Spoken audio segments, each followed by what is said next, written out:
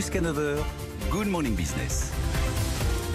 Il est 7h47 et notre invité, c'est le président de la Fédération française du bâtiment, Olivier Salleron. Bonjour Olivier Salleron. Bonjour. Évidemment, Bonjour. ce que vous allez nous dire, vous le savez, est crucial pour l'économie. On dit souvent quand le bâtiment va, tout va, mais c'est vrai plus que jamais. Est-ce que vous allez surmonter cette crise assez vite? Il y a des signaux encourageants. Vous avez maintenu l'emploi salarié. Enfin, les intérims, ça s'est effondré.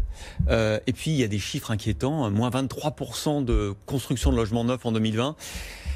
Le plan de relance du gouvernement qui s'occupe du bâtiment, est-ce que ça va tenir ?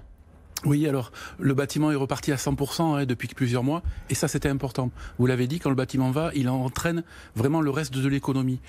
Oui, on va maintenir les emplois. Oui, le plan de relance est plutôt bon.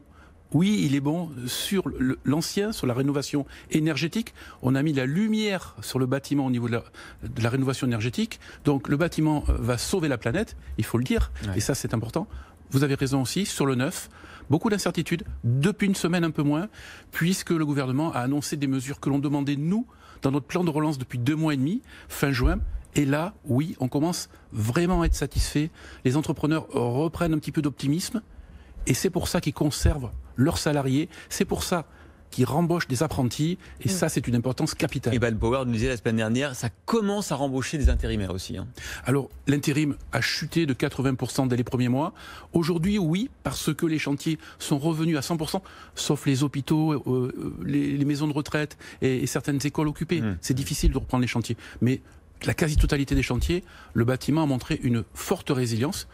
Des valeurs du bâtiment, du dynamisme, l'entrepreneuriat, les salariés au top, il faut le dire, zéro cluster dans le bâtiment au niveau du Covid, ce qui veut dire que toutes les mesures de précaution ont été non seulement hyper bien expliquées par les entreprises et les artisans, mais aussi vraiment appliquées par les salariés. Et ça, c'est quelque chose, c'est ça la famille du bâtiment. Vous parliez de ces mesures du gouvernement, la prolongation du prêt à taux zéro, le dispositif Pinel également au-delà de 2021. Il faudrait que ça aille jusqu'à quand pour vraiment voir des résultats sur le long terme?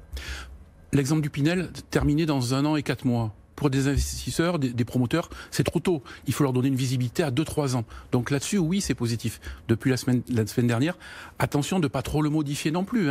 On ne veut pas le prolonger et le restreindre, parce que l'effet positif retomberait à plat tout de suite. Sur le prêt à taux zéro, c'est vraiment différent. Le prêt à taux zéro, dans sa formule, donne un apport aux gens qui vont acheter leur premier logement. Il était de 40%, il est redevenu à 20%.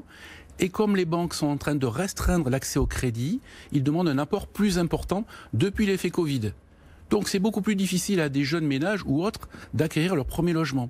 D'où la quotité que l'on veut remonter à 40%. 40% du prix de la construction serait équivalent à un apport de 40% du projet. Et là, ça ouvre des dizaines et des dizaines de milliers de gens à l'accès à la propriété. C'est ce qu'on veut. Vous disiez, Olivier Salleron, les mesures du gouvernement sur la rénovation énergétique vont peut-être permettre de donner du travail effectivement au métier du BTP. Mais ce qui est quand même inquiétant, c'est la baisse de la construction de logements neufs. Parce qu'on sait qu'il y a depuis longtemps un déséquilibre entre l'offre et la demande. Les Français continuent à vouloir... On n'a pas assez de logements en France, ça dépend des zones, mais globalement, le risque, c'est qu'effectivement, si on a 100 000, je ne sais pas combien, constructions neuves cette année, on va ne faire qu'entretenir ces déséquilibres. Alors, on a 1 million de logements en déficit en France. C'est pas moi qui le dis, c'est l'INSEE, etc. Aujourd'hui, il faudrait qu'on rénove 500 000 logements par an et qu'on en construise aussi 500 000. 1 million de logements à rénover ou à construire. Vous avez raison, cette année, ça va chuter d'une façon catastrophique au niveau du neuf. On frôlait les 400-450 000, ce qui était pas mal depuis 2 ans. Aujourd'hui, oui. Pourquoi ? Il y a eu des problèmes administratifs. Vous savez que les permis de construire ont été quasiment bloqués pendant 3 mois. Avec les élections. Pas que. Le télétravail a beaucoup fonctionné quand même chez nos artisans, nos entreprises et nos grands groupes aussi.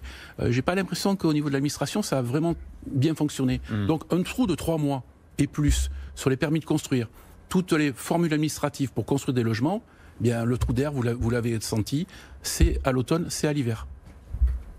Merci Olivier Salleron. Olivier Salleron, président de la Fédération française du bâtiment, d'être venu ce matin dans Good Morning Business.